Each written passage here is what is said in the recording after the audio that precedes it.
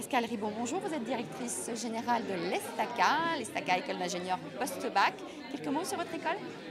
L'ESTACA, c'est une école de passionnés, des passionnés de la mobilité, de ces technologies, de ces véhicules, l'automobile, les avions, les trains, les fusées. Et donc l'ESTACA, c'est 1500 étudiants sur 2 sites.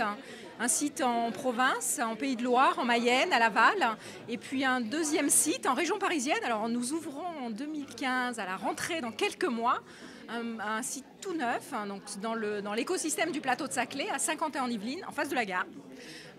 Donc un bâtiment tout neuf de 12 000 m² qui va permettre d'accueillir nos étudiants dans un contexte particulièrement moderne, collaboratif et permettant de favoriser tout ce qui est échange avec les enseignants, les étudiants, les chercheurs et les industriels qui sont installés à proximité. Justement, vous vous installez non loin d'un grand constructeur automobile et d'équipementier. Le salon automobile ferme ses portes avec son flot de nouveautés dans le domaine des véhicules connectés. Qu'allez-vous apporter en matière de nouvelle mobilité dans l'enseignement à l'ESTACA? Alors, comme vous l'avez dit, ça bouge énormément dans le domaine des véhicules, puisqu'on voit se développer tout un tas de projets. Et maintenant, c'est plus que des rêves, c'est des projets concrets. On l'a vu sur le salon de l'automobile, avec des véhicules qui se parlent entre eux, des véhicules qu'on peut conduire tout seul.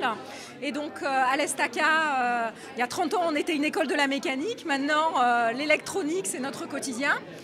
Et donc on fait évoluer la formation. Alors par exemple, là on ouvre l'année prochaine une chaire dans le domaine de tout ce qui est l'éclairage embarqué. L'éclairage, ça sert évidemment à éclairer, mais ça sert aussi à communiquer entre les véhicules. Il y a énormément d'enjeux autour de l'éclairage à l'intérieur et à l'extérieur du véhicule. Et les entreprises, Renault, PSA, Valeo, nous ont demandé de monter avec eux des solutions en termes de formation pour de jeunes ingénieurs. Voilà, on développe aussi des projets, par exemple le design est un sujet qui est de plus en plus important autour du véhicule. Ce n'est pas simplement sa forme, c'est tout son ergonomie intérieure.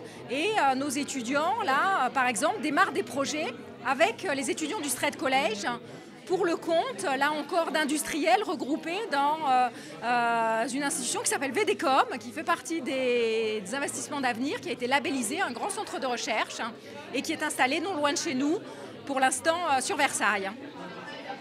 Aérospatial, automobile, mais vous êtes également très fort dans le domaine des transports guidés. C'est un domaine d'avenir. Il y a, paraît-il, de gros besoins. Confirmez-vous? Tout à fait. Alors aujourd'hui, ce qu'on voit de plus en plus se développer, c'est une attente de la part des usagers, des collectivités et des gestionnaires des grandes agglomérations sur des solutions de mobilité globale. Et donc là-dedans, le véhicule individuel à sa place, mais aussi l'ensemble des solutions de transport collectif, métro, tramway.